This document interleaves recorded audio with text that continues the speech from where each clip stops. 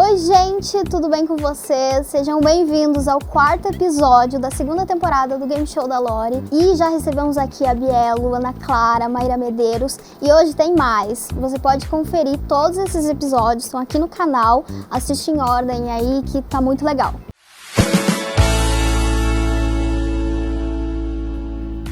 Hoje a gente vai receber uma criadora que eu admiro demais, o conteúdo dela é incrível, é muito importante, ela fala sobre autonomia, sustentabilidade, veganismo e tem os dreads mais lindos dessa internet, acho que vocês já sabem quem é. Pode entrar, Nathalie. Pode entrar mesmo? Pode entrar, meu Deus. Tudo bem? Prazer. Prazer. Licença, Tudo gente. bem? Tá chique, hein? Tá chique, tá vendo? Meu Estúdio. Deus. Tá Olha. empolgada pro jogo, Nathalie? Olha, eu sou um pouco competitiva. Um pouco. Quem fala isso normalmente é bastante. Entendeu? Muito. E não é uma competição, mas é uma competição comigo mesma daí. Eu contra, né, a capacidade de pensar rápido. Então, Pois é. vou tentar, vou dar o meu melhor. Se você já assistiu a primeira temporada, você sabe que as dicas, as palavras têm a ver com o universo do nosso convidado. E eu vou relembrar agora, antes da gente começar, as dicas e as regras para o pessoal de casa que está assistindo.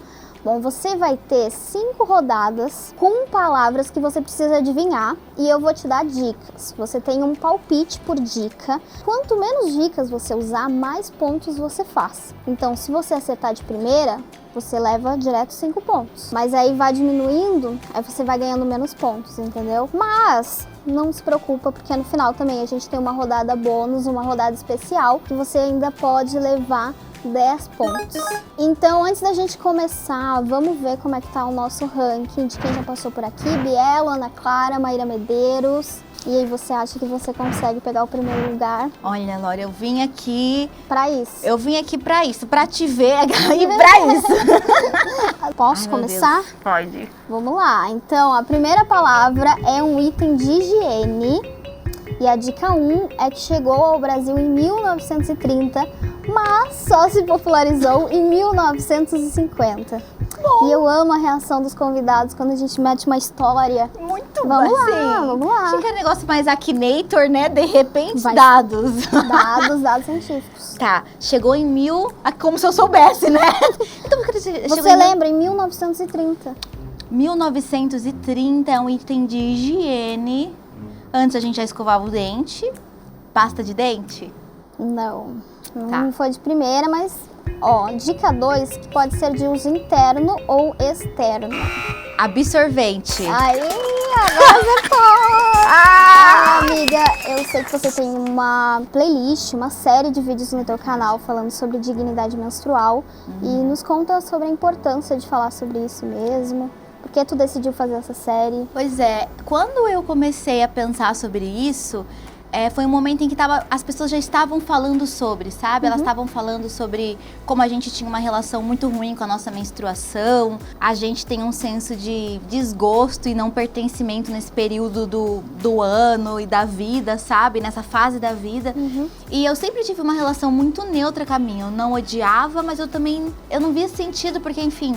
Nunca teve nos meus planos engravidar e como uma pessoa LGBT não era uma preocupação também, uma coisa que, meu Deus, eu preciso saber da minha menstruação. Mas aí, quando eu fui ver alguns dados de itens de uso pessoal que também causam muito impacto ambiental, eu fiquei muito chocada com o uso dos absorventes descartáveis, sabe? E aí, quando eu comecei a pensar sobre as alternativas sustentáveis para pensar sobre o impacto ambiental, eu entendi como ainda existiam pessoas que não estavam nem nesse lugar porque não tinham acesso nem a esse absorvente descartável. Né? Sim. Então não é um plano de vamos destruir os absorventes descartáveis e vamos pensar só em alternativas sustentáveis. Não, tem pessoas que ainda usam miolo de pão, sabe? Papel higiênico. Então essa conversa ficou muito mais complexa. E aí eu entendi, não é sobre sustentabilidade, é sobre dignidade menstrual e é também sobre falar sobre sustentabilidade, porque grande parte dos absorventes hoje em dia tem muitas substâncias que fazem muito mal para nossa saúde, sabe? Então é um universo de coisas questão até de saúde pública, né? Exatamente. E você chegou a falar um pouco também sobre o que a gente chama de pobreza menstrual, né? Exato. Que é uma grande questão de saúde pública. Exatamente. E você acabou estudando sobre isso também. Muitas alternativas têm surgido que conseguem pensar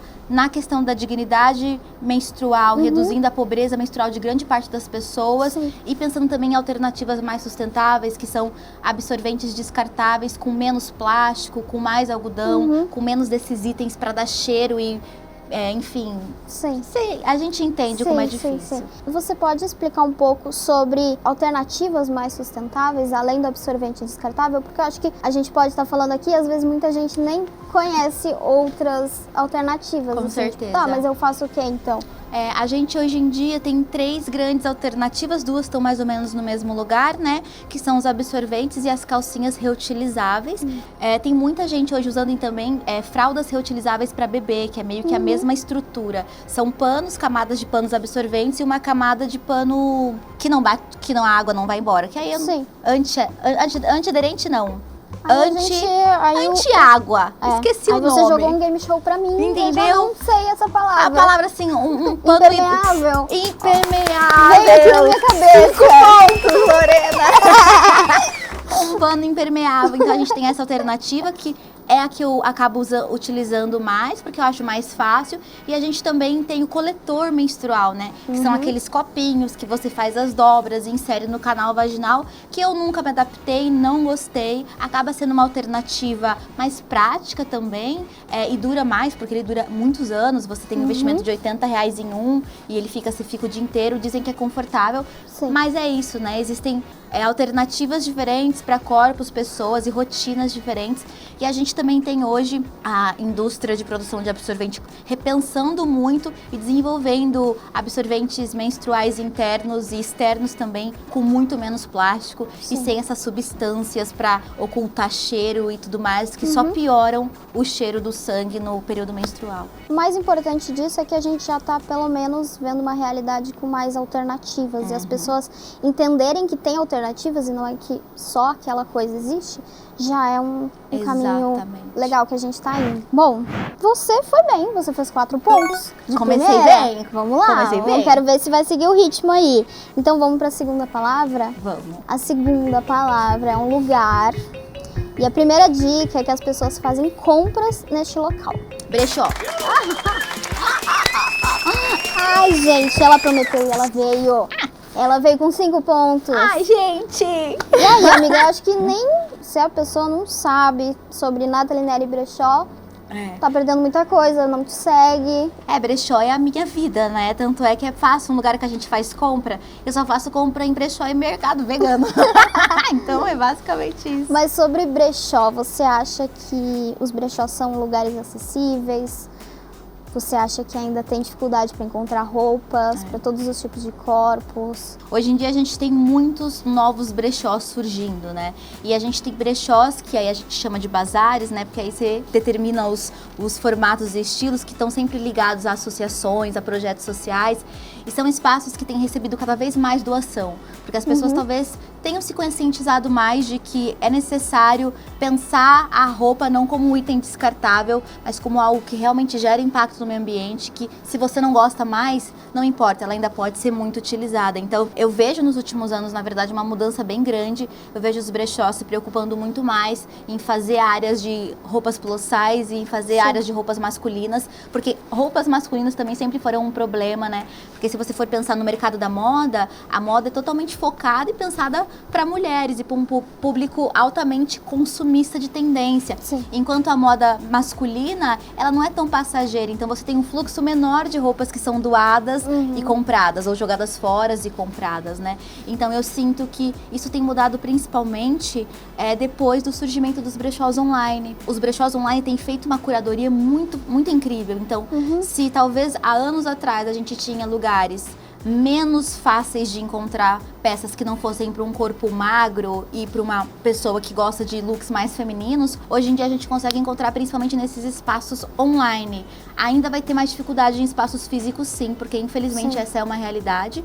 E os brechós, eu sempre digo isso, eles refletem a indústria da moda. Tudo que está no brechó é tudo que a indústria da moda produziu nos últimos anos. Sim. Como a indústria da moda não olha para corpos gordos, infelizmente você vai ter uma defasagem muito grande de peças, né? Sim. Então eu acho que isso tem mudado, principalmente por conta de todas as discussões sobre body positive nos últimos 5, 6 anos, mas ainda falta muito. Mas eu sinto que os brechós online, que tem essas pessoas pensando nesses produtos para esses públicos-alvos, e eu conheço vários brechós online de roupa plus size, ou de roupa super vintage, ou de roupa só masculina, eles têm salvado muito pessoas que querem consumir roupa usada por ser mais barato e às vezes por, enfim, querer pensar também a sustentabilidade, enfim, de forma a elas poderem se sentir pertencentes, né? Que talvez era algo que nos brechós, há uns anos atrás, a gente não conseguia. E aí, se a gente for falar em interior, fica ainda mais difícil. Então, os brechós online realmente ajudam cidades que talvez não tenham um fluxo tão grande de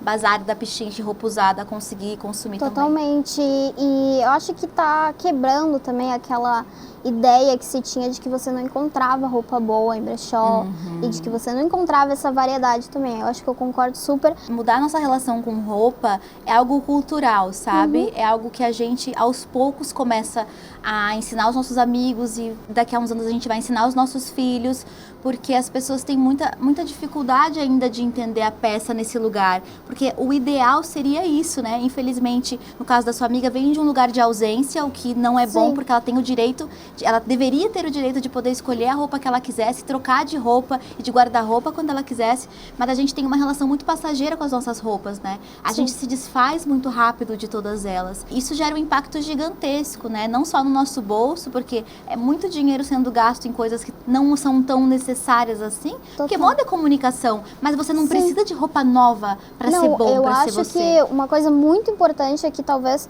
por muito tempo fazia parte da nossa cultura tentar acompanhar a moda e era muito legal a gente entrar assim nesses estilos novos que estavam aparecendo, mas hoje é uma quantidade absurda de novos estilos, não tem como você acompanhar isso, sabe? São muitos histéricos, são muitas trends e que desaparecem no piscar de um novo viral, sabe? Então quem ainda tenta acompanhar essas tendências vai acabar gastando muito dinheiro e vai acabar se frustrando porque no fim você nem consegue compreender de fato como você quer se expressar visualmente. Exatamente. Porque no fim moda é sobre isso também. Sim.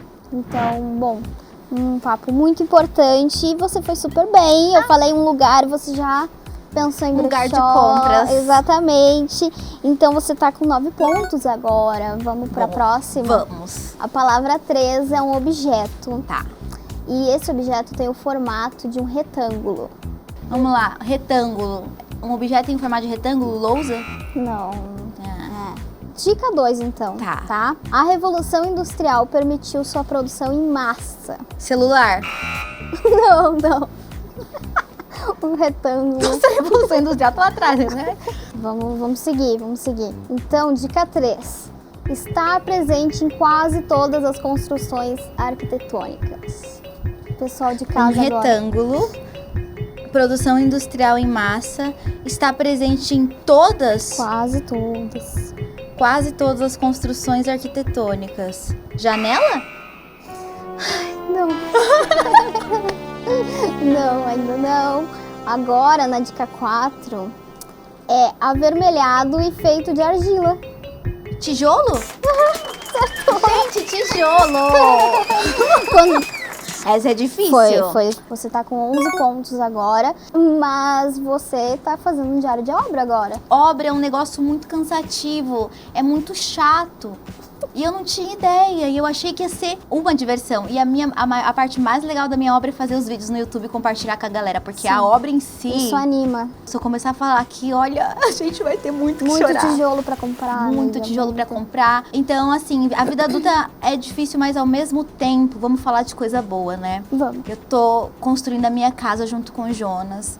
E a gente não esperava poder fazer isso tão cedo. Na verdade, eu nem esperava um dia poder fazer isso, sabe? O sonho da casa própria, ele é um sonho muito grande, que talvez a maioria das pessoas tenham, mas também grande parte, principalmente quando a gente fala de minoria, são pessoas que nem ousam sonhar sobre isso. Exato. Não acham que isso vai acontecer, não tem como eu ter minha própria casa, muito distante da gente. Por que é tão distante? Como que é pra ti? Como você falou, nem sonhava com isso e agora tá vivendo isso, sabendo que vai conseguir, você vai ter seu lugar também. Eu sou uma pessoa assim, um pouco racional às vezes, né? Muito pé no chão, porque quando você tem poucas perspectivas, você é criada dessa forma, para não frustrar sonhos dos meus pais. Você vai estudar, assim também. Você vai ter um trabalho e você vai viver com dignidade e respeito, e isso é sucesso, sabe?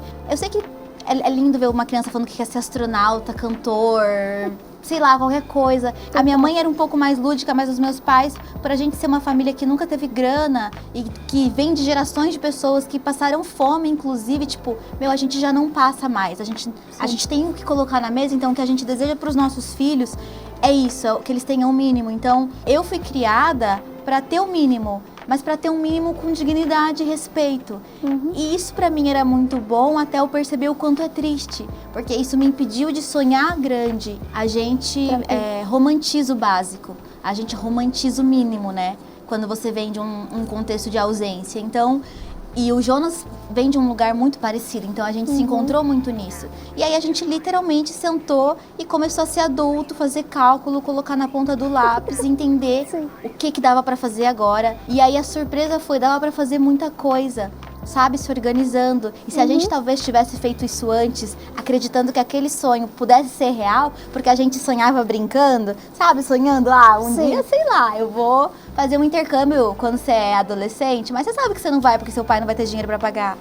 Então, nesse momento, a gente ficou surpreso, porque a gente ia conseguir alcançar. E foi uma surpresa entender que a gente poderia alcançar o sonho, sabe? Sim. Todas as vezes que eu entro na minha casa junto com o Jô e a gente vê ela ficando linda, sabe? Ela tomando corpo, a gente sente uma paz que a gente nunca sentiu antes. Você tá indo super bem agora, você acertou, você tá com 11 pontos. Então, vamos para a palavra 4, que é uma comida. Tá. E a dica 1 é que vem de uma planta. Soja. Ai, quase.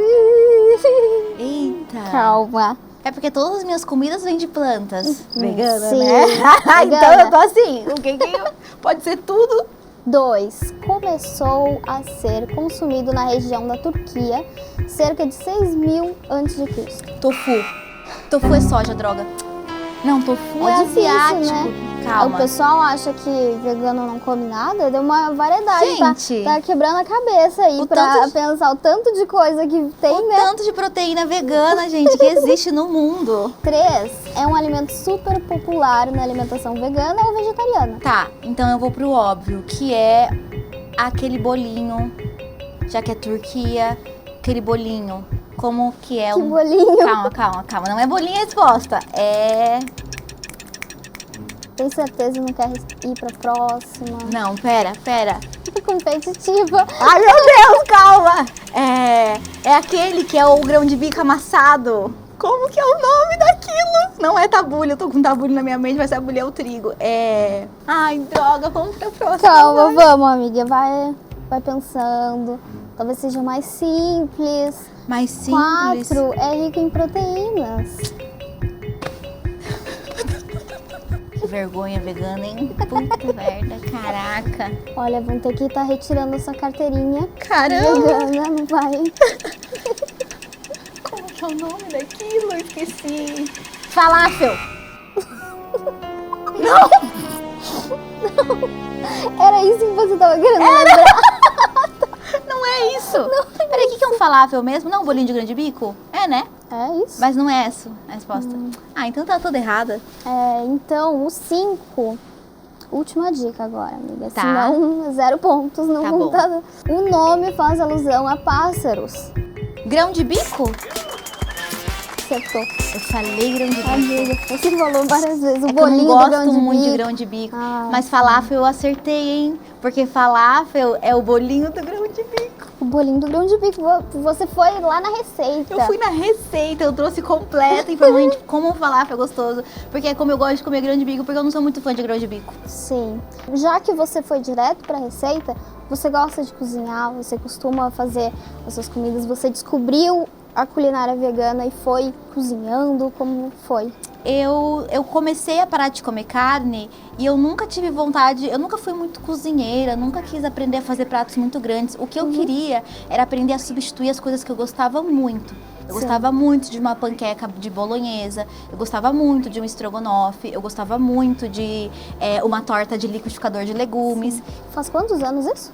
Eu sempre perco essa conta, mas provavelmente faz 8 ou 9 anos que eu parei de comer carne, que eu sou vegana, vai fazer uns 5 por aí, que eu cortei tudo de origem animal, né? Porque essa é a diferença do vegano pro vegetariano. O vegetariano só não, teoricamente, não deve comer nada de origem animal. Quando ele come leite e ovo, ele é ovo-lacto vegetariano. O vegetariano só não come nada de origem animal. E o vegano também não utiliza nada que teste em animais ou tenha itens que envolvam pedaços de animais, como cochonilha, que é corante vermelho para comidas de morango, por exemplo. Então a gente não pode comer várias comidas de morango, porque geralmente ele tem bicho.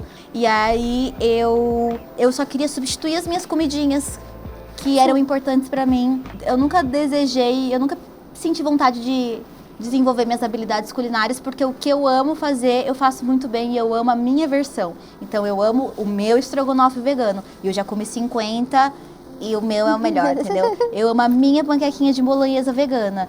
E ela é perfeita. Eu amo a minha torta de liquidificador vegana. Claro que às vezes eu acho uma outra bem boa, mas eu fico muito feliz com o que eu faço, porque no fim a nossa relação com comida, né? E a minha relação com comida estava muito ligada ao que minha mãe e minha avó faziam pra mim. Meu pai me enfiava legume a vida inteira. Ele era muito assim de não cozinhar, mas ele era legume, chicória, vagem. Então, quando eu me tornei vegetariana e vegana, né? Eu tirei a proteína animal e eu também não fiz substituições. Porque eu só queria fazer as coisas gostosas, eu não queria comer a proteína. Você queria a panqueca. Eu queria a panqueca. E aí eu acabei passando muito mal no começo. Então eu fui forçada a aprender que um grão de bico era proteico, que um tofu. Como que faz um tofu gostoso? Porque o tofu tem muita proteína. Como é que prepara uma boa carne de soja? Porque ela tem muita proteína. Aí quando eu comecei a passar mal, que eu dei um passo para trás e aprendi a preparar essas leguminosas e grãos que são bem proteicos pra gente. Mas eu achei interessante, você falou isso. Claro que cozinhar e fazer as receitas é grande parte ainda da alimentação, mas dá pra ser vegano sem fazer isso também. Super. Já temos várias opções aí surgindo, né? Eu acho que todas essas opções são um chamariz muito bom, sabe? As pessoas pensam, no dia a dia eu poderia ser vegana. Muita gente já me falou isso. Porque eu só como arroz, feijão, legumes, uma batata e a carne. Dá pra substituir a carne, ela não é tão importante. Falei, que legal, e por que você ainda é reticente em se tornar vegetariano ou vegano? É porque no final de semana, quando vem aqueles churras, quando eu vou na casa da minha avó, então as pessoas, elas têm dificuldade de abandonar os alimentos de origem animal por conta desses momentos de socialização, esses momentos com a família, esses momentos com amigos. E hoje em dia, a gente tem petisquinhos, coxinha, risole vegano, a gente tem linguiças inteiras pra você botar lá na churrasqueira junto com as carnes do seu tio, sabe?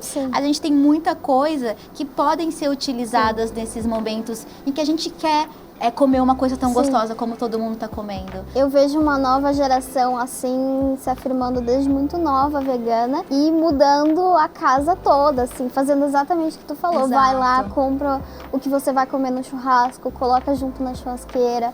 E vai abrindo até as possibilidades para as outras pessoas. Eu acho que é aquela mesma coisa que a gente falou no início sobre alternativas. Exatamente. E às vezes é só um costume ali que a pessoa tem. E você pode criar novas memórias afetivas com aquele novo churrasco, uma nova forma de fazer também. Por isso que eu sempre, quando eu indico para alguém se tornar vegana, eu falo, nunca vá nas delícias primeiro. Você não precisa dessa tentação. Aprende a fazer um arroz, um feijão e uma proteína vegetal, uma lentilha, um grão de bico, um tofu, uma proteína de soja, bem. faz isso gostoso e faz bem, de um jeito que você acha saboroso, porque teu paladar vai precisar mudar. E porque essa é a comida do dia a dia, que é a comida mais acessível, que é a comida que tá lá no mercado. Depois que você já estiver seguro, aí você vai em todo... Eu não sou contra os embutidos veganos, eu amo um bom embutido vegano, só que eu entendo que ele é uma parte da minha alimentação, ele não é a base, ele é o momento em que eu chamo uma pessoa em casa que às vezes não é vegana, e aí eu quero falar, ó, é vegana, entendeu? É só pra gente mostrar que o veganismo é capaz, né? Na verdade, não o veganismo, que o veganismo é um movimento político, né? Que pensa, inclusive, a alimentação na base, sabe? O arroz, o feijão, a salada, os legumes, mas mostrando como existem possibilidades interessantes de sabor em alimentos feitos só com planta. E existe, sabe? Então, a gente pode comer bem, ter todas as nossas proteínas e ainda impressionar os amigos, chamando todo mundo em casa para comer uma coxinha vegana gostosa. Então, obrigada por esse papo. Imagina. Sério. Vamos para a última palavra Mas já? agora. Palavra 5, depois tem uma rodada final também. Tá bom, então vamos. Então, calma. É uma substância, e a dica 1 é que podem ser tirados de diversos tipos de plantas diferentes. Óleo essencial.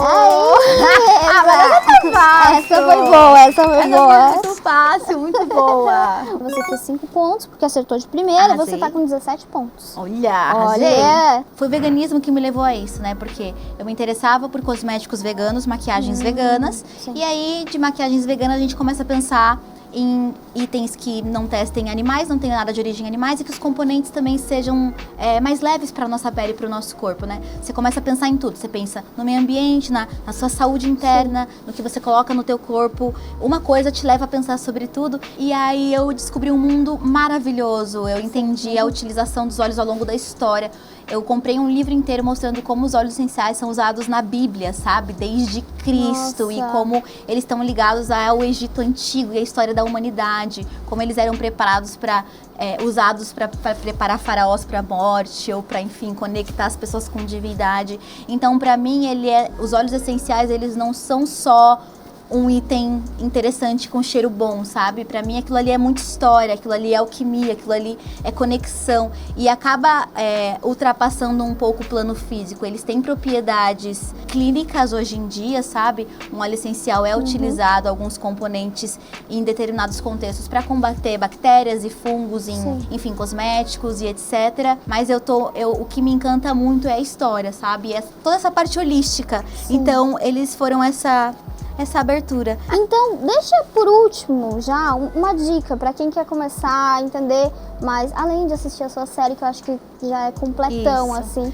A minha série é basicamente o que não fazer e o que não aprender. Porque quando eu comecei a estudar de verdade, eu entendi que era muito perigoso. Você pode ter queimaduras, você pode sobrecarregar seu fígado, você pode desenvolver psoríase não, é dermatite de contato. Sim. Os óleos essenciais são componentes muito intensos, com muitas possibilidades de utilização no ambiente, na casa, em cosméticos, mas são muito perigosos. Então, minha primeira dica é: não pegue informação superficial e não comece a usar óleos essenciais na sua vida e na sua casa sem saber exatamente o que eles são ou como eles agem. Então, é um universo à parte que é muito interessante, sabe? E muito rico, mas que tem que ser tratado com muito cuidado. Sim, então, a minha única dica é: estude o mínimo. Ou busque o profissional que existem entenda vários, sobre exato. isso. E cuidado com alguns profissionais também. Se te mandar engolir óleo essencial, você corre. Se te mandarem botar na mão e cheirar, se não tiver diluído, corre também. Porque eles são muito perigosos.